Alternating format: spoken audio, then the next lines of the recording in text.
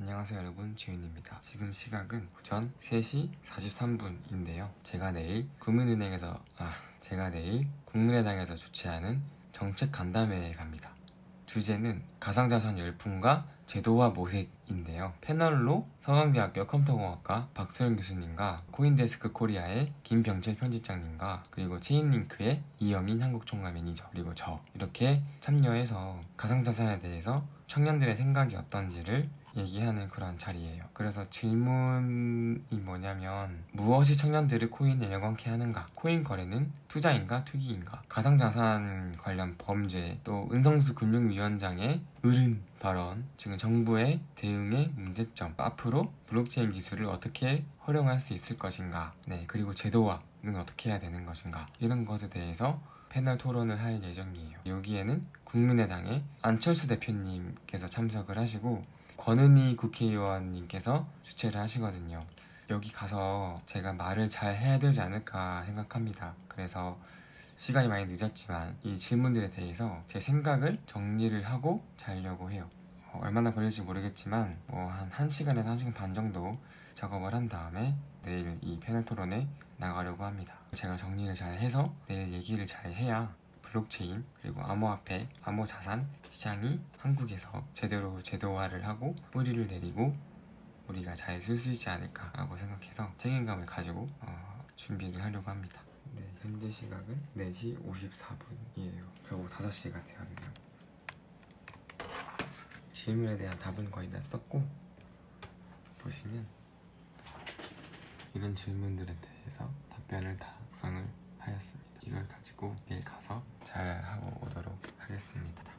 그러면 자고 이따가 뵐게요.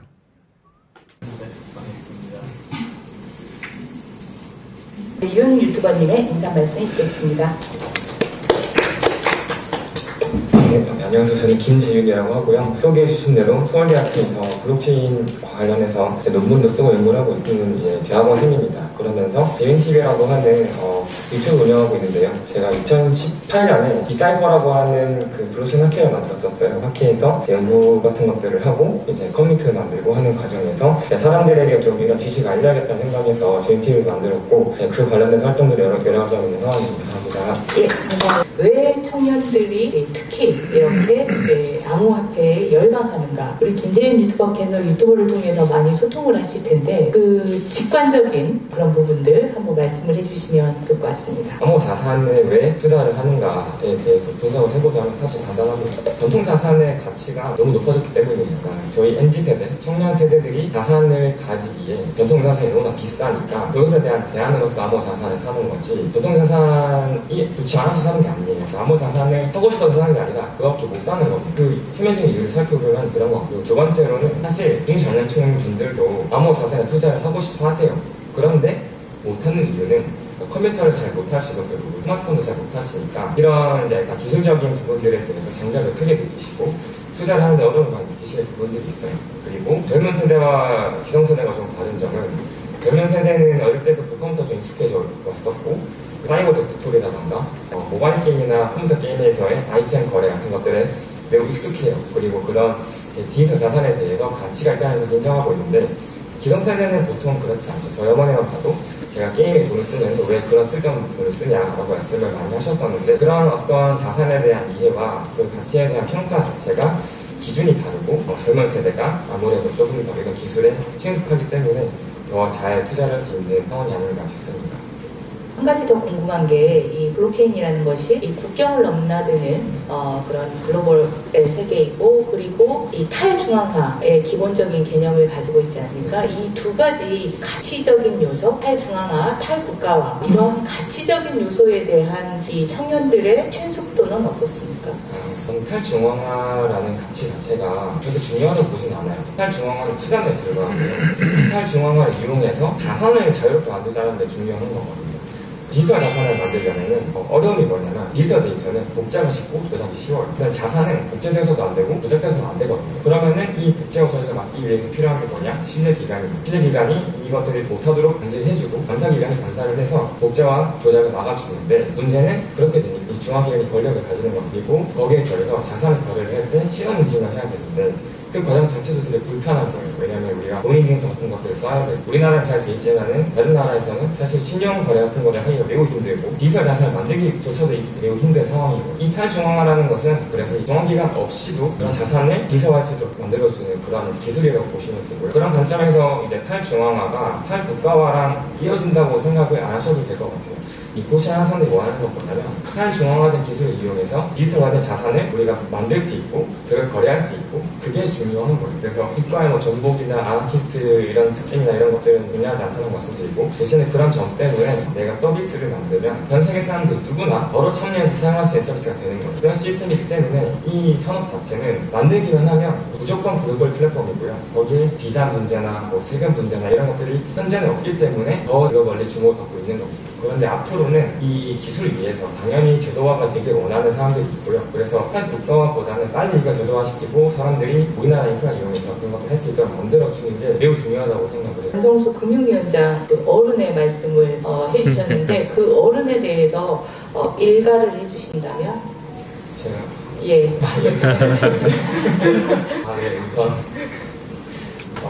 일간이라기 좀 그렇고 저는 그 말씀을 듣고 무슨 생각이 들었냐면 옛날에 조국 전 장관님께서 그런 말씀 하셨었어요. 트위터에다가 모두가 유명자일 수는 없으며 이럴 필요도 없다. 괜찮아서 붕어 고구리 가대로 살아도 행복한 세상을 만들자라는 말씀 하셨잖아요. 결국에 이게 암시하는 게 의도하지 않았을 수도 있겠지만 저희가 받아들이기로는 교통사상을 젊은 세대가 가지지 못한 상황에서 너네가 그걸 가지려고 하지 마라. 그리고 고착화된 그런 경제개혁 사회, 그러니까 계층의 사다리를 끊어버리고 노력해도 못하는 상황을 만들어버리고 거기서만 있어라라는 뉘앙스가 너무 오만하고 민주주의 국가에서 있을 수 없는 일이라고 생각하고 이성수 위원장의 말씀도 비슷한 맥락이라고 저는 보이거든요. 젊은 세대의 입장으로서 그리고 젊은 세대 대변하는 입장으로서 저희는 어쨌든 저희 나름대로 자산을 만들어야 하는 상황이고 그런 것에 있어서 저는 젊은 세대들 그리고 기성세대도 마찬가지죠. 모두에게 이 자산을 어떻게 다뤄야 되고 이게 뭐고 이런 것들에 대해서 전파하는 이제 약간 의무감이 있는 거죠. 그래서 그리고 가장 중요한 가상화폐에서 공개와 상장 부분들을 제도화할 수 있을 것인가를 어떤 방식으로 하는 것이 이 생태계에 가장 잘 맞는 것일까라는 부분에 대해서 좀 깊이 있는 논의를 해보도록 하겠습니다. 먼저 지난 28일 정부가 발표한 가상자산 거래 관리 방안과 관련돼서 좀 평가를 들어보도록 하겠습니다. 먼저 우리 박수영 회장님께서 네. 먼저 좀. 사실은 정부가 너무 이렇게 뒷짐지고 있는 것 같아서 좀 안타까웠는데 뭐라도 좀 하는 것 같아서 조금은 더 희망적이라고 생각했는데 뭐라고 하는 게 진짜 제대로 하는 것인지에 대한 좀 의문이 있긴 한데요. 아까 우리 김재현님께서 이제 암호화폐 정의를 잘해주셨는데 누구나 발행할 수 있는 기술 기반으로 누구나 발행할 수 있는 화폐다. 누구나 할 수 있는 거예요. 그런데 이제 문제는 누구나 할 수 있다 보니까 누구나에는 사기꾼도 있고 뭐 정말 열심히 하는 사람들 다양히 섞여 있잖아요. 이제 그런 측면에서 이것을 거래소가 어떻게 다루느냐가 굉장히 중요한 이슈인 거죠. 그래서 저는 거래소의 뭐 정보 관리 체제 뭐 이런 것만 얘기하고 있는데 가장 핵심은 거래소에 거래할 수 있도록 올리는 상장의 어떤 그 프로세스가 얼마나 투명하고 잘 돼 있느냐가 굉장히 중요한 것 같아요. 근데 그것이 아직은 지금 어떤 기준이 없어요. 그러니까 우리나라 이제 주식시장을 보면은 어느 회사든지 주식을 발행할 수 있지만 거래소에서 거래될 수 있는 것은 여러 가지 요건을 통과하고 이렇게 해서 이제 거래될 수 있잖아요. 근데 그런 측면에서는 어떤 거래소들이 뭔가 투명하게 납득할 만한 어떤 프로세스가 있어야 되는데 이제 그것이 불투명한 것이 가장 큰 문제인 것 같아요. 그런데 또 한 측면에서 그러면은 기준을 만들자. 성장할 수 있는 기준을 만드는 것은 또 다른 측면에서 또 굉장히 위험한 것 같아요. 왜냐하면은 그것을 또 기준을 만든다는 것, 뭐 회사의 뭐 자본이 무슨 뭐 10억 이상의 뭐에 이제 뭐서부터 해가지고 뭐 매출이 얼마에서 이거는 또 그런 어떤 스타트업 기업이라든지 여러 그 젊은이들이 도전하는 그런 시장의 새싹을 아예 못하게 하는 또 그런 어떤 족쇄가 될 수 있을 거잖아요. 그래서 저는 이제 그런 측면에서 미국에서 하는 것들을 좀 보면은 어느 정도 조금은 납득이 가요. 미국에는 사실은 그 코인베이스라든지 이런데 뭐 정부에서 규정하는 어떤 상장의 기준이 있는 것은 아닙니다. 그런데 저는 미국 정부가 잘하고 있다고 보는 것은 민간을 굉장히 활용을 잘하는 거예요. 그래서 미국 정부에서는 이런 암호화폐에 민간 투자자들이 투자할 수 있도록 해줬어요. 그러다 보니까 그 투자사들의 그 똑똑한 친구들이 암호화폐 굉장히 분석을 많이 하는 거예요. 그래서 분석해서 분석의 결과에 따라서 그 거래소에 이제 올라가는, 그러니까 어떤 코인은 아주 초기고 이러지만은 그 분석가들이 봤을 때 이 친구들의 어떤 그 기술력이라는 것들이 좋다해서 올라가는 경우도 있고, 어떤 것들은 정말 규모 자체가 커서 올라가니까, 그러니까 다양한 것들이 민간의 그 똑똑한 그 분석가들에 의해서 분석이 되면서 이제 올라가는 그런 형태를 취하고 있거든요. 근데 우리나라는 뭐 아시다시피 금융투자기관이라 해서 절대 암호화폐 근처에도 못 가게 하고 있고, 또 암호화폐 관련된 기업에 투자하는 것조차도 못하게 하고 있고, 전혀 하여튼 얼씬도 못하게 하다 보니까 펀드도 못 만들어지고, 그러니까 어떤 전문 분석가들이 양성이 안 되는 거예요. 그러니까 그냥 뭐 일반인들이 그냥 뭐 자기 나름대로 해석하고 뭐 유튜브나 보게 되고, 그러니까 거래소는 자기 마음대로 올리게 되고, 이런 일들이 있어서 저는 도리어 이것을 좀 양성화시킨다 그러면은 전문적인 투자기관들이 암호화폐를 자산으로 인정하고 투자할 수 있도록 하게 하면은 민간과 어떤 이런 것들이 이렇게 같이 좋은 프로세스로 올라갈 수 있지 않을까. 물론 이제 그러면서 최소한의 조건들은 좀 어느 정도 방향을 잡아야 되겠죠. 근데 뭐 저는 제가 기술하는 사람이라서 어떤 조건을 잡아야 이런 거는 제가 답변할 그건 아니지만은, 그런 아주 최소한의 조건을 만들고 그 다음에 어떤 성장의 프로세스는 민간의 어떤 투자 전문 분석가들에 의해서 분석이 되고, 이렇게 하는 그런 것들이 좀 되면은 뭔가 양성화되지 않을까 하는 기대를 해봅니다. 너무 동의하는 주장이고요. 실제로 아마 투자자들이 투자를 할 때 뭘 많이 보냐면 어떤 VC가 투자했는가 굉장히 많이 봅니다. 그래서 안데르슨 VC가 있다, 코인베이스 벤처스가 있다 라고 하면은 이거 믿을 수 있는 프로젝트라는 걸 보장이 되는 거예요. 혹은 앨런 머스크는 요즘 조금 그렇지만 네, 안드레 크로네라던가 이런 영향력 있는 인플루언서들이 있어요. 인플루언서가 만들거나 혹은 지지하는 분들은 적어도 사기를 안 치겠다라고 안심을 하는 상황이고, 말씀하신 대로 VC들이 굉장히 분산을 잘 해가지고 리포트 많이 내고 있어요. 그래서 넷살이라던가 벨파인 디지털이라던가 아니면은 더블로 리서치라고 하는 저널들이 있는데, 이 저널들에서 분석한 아티클을 굉장히 많이 내고 있습니다. 이런 것들을 보고 투자를 하게 돼요. 그래서 한국에는 그런 게 전혀 없죠. 그래서 사실 알트코인이 많은 건 문제가 아닌데, 이 알트코인에 대해서 제대로 투자를 하거나 제대로 분석한 사람이 없다는 게 진짜 문제예요. 우리 김지훈 유튜브께서는 그 통장을 관리하지 않고서도 거래후 투명성이 보장될 수 있다라고 그렇게 평가를 하셨어요. 그와 관련된 부분들 의견을 좀 간단하게 주시면 좋을 것 같습니다. 요즘에 와서 암호 자산을 거래를 할 때는 반드시 중앙화된 거래소 통하지 않아도 됩니다. 중앙화된 거래소가 한국에 4대 거래소가 있지만, 이 거래소는 원화와 교환할 때 필요한 것이지 암호화폐 간의 거래를 할 때는 굳이 쓰지 않아도 되는 거거든요. 그 말해서 블록체인 상에서 이더리움이나 스마트 컨트랙트 지원하는 여러 블록체인에서 덱스라고 하는 탈중앙화 거래소가 있어요. 거기서 거래를 할 수가 있는데, 그 거래소는 탈중앙화된 거래소이기 때문에 누구나 상장을 시킬 수 있는 그런 거래소예요. 다시 말해서 이 덱스에서는 알고리즘에 의해서 교합이 결정이 되고, 그리고 거기서는 누구나 상장을 시킬 수 있지만 시장 논리에 의해서 상장이 폐지되기도 하고 그런 일이 발생을 하거든요. 정부가 계속 생각하는 건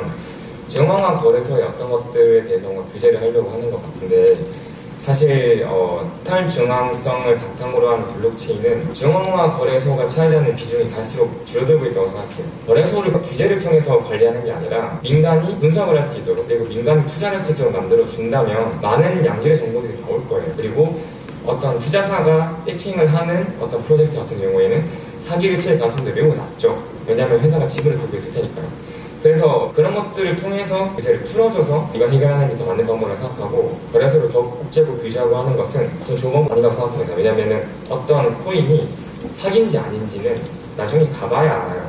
의도적으로 할 수도 있고 의도적이지 않았는데 그렇게 될 수도 있는 거잖아요. 이거를 구별하는 게 매우 애매한 부분이고, 딱 칼같이 끊어가지고 이렇게 할 수가 없는 부분이기 때문에 그 부분에 대한 규제보다는 이제 그 부분을 규제 풀어주면 자연스럽게 시장 논리에 의해서 해결이 될 거다라고 생각합니다.